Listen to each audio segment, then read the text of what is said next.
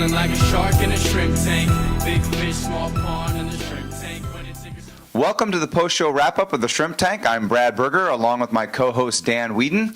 Our guest today is Kip Boyle, founder, president, and CEO of Cyber Risk Opportunities. We just had an intriguing and fun conversation with Kip.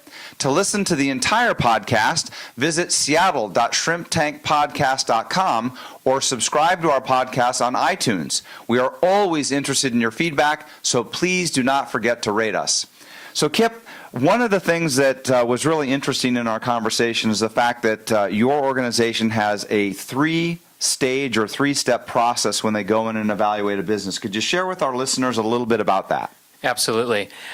So the three phases, the first phase is what we call measure and score, and that's where we figure out what your cyber risks are, and then we rank order them, right? So that's measure and score. The second phase is a risk mitigation plan. So just focusing on your top cyber risks, we will then create a risk mitigation plan for you to follow. And then phase three is follow the risk mitigation plan. But what's crucial is that the service we provide is we help you walk it out. Because there's probably going to be some things in there that you don't really understand fully. You need some help. And the last thing you want is for this plan to become something that's dusty on the shelf. Mm-hmm. Well, you know, Kip, I work with a lot of clients, and we talk about cyber. And so many I talk to will say, oh, you know, that happens to Equifax, or that happens to Target or to Home Depot. How would you respond to that? It certainly does happen to those organizations. And why do we know it? Well, because it makes for great headlines, right? It sells a lot of newspapers, magazines, gets a lot of traffic to your website. But the reality is that mid-market and small companies are targeted, absolutely targeted in this, and this has been going on for years. Whether it's the corner pizza shop that has been broken into and had all the credit cards pilfered from the the machine that they're using for people to pay for their lunch. In fact, there's a great book out there called Kingpin, which describes in a very readable way the crimes committed by a guy who did exactly that. But there's other examples too. There was a pediatric dentist, a kid's dentist, in Springfield, Missouri, and they got attacked and lost $205,000 out of their business account. And it's not enough to put them into bankruptcy, but it is enough to hurt, right? Nobody wants to go through that. Mm-hmm. And then there was a high-tech company that was using cloud computing in order to help their customers create their own software. It was called Code Spaces, and their cloud console got hijacked, and they were out of business in 24 hours. Wow. So, I think a lot of individuals who might be watching this, listening to this, and are our subscribers, they may not be an Equifax or a Home Depot or a Target, at least not that we're aware of.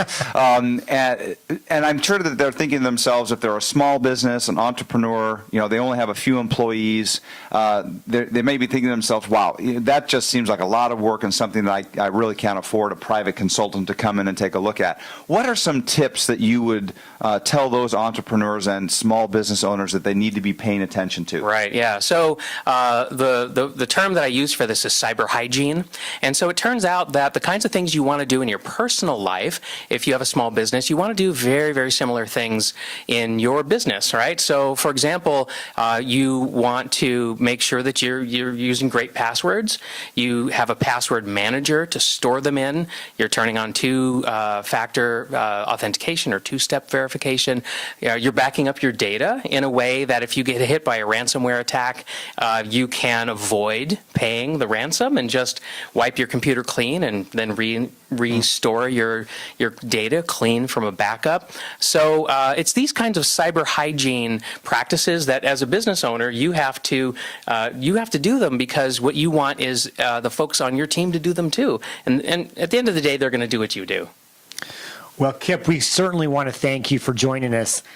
If our listeners want to learn more about you, your business, and maybe use you for resources, how would they do that? Well, so we've got a website, as most people do, cyberriskopportunities.com.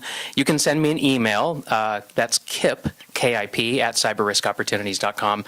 And you could even phone us. We actually have a phone number, too, in this modern world, right? 253-234-5474. We'd love to hear from you.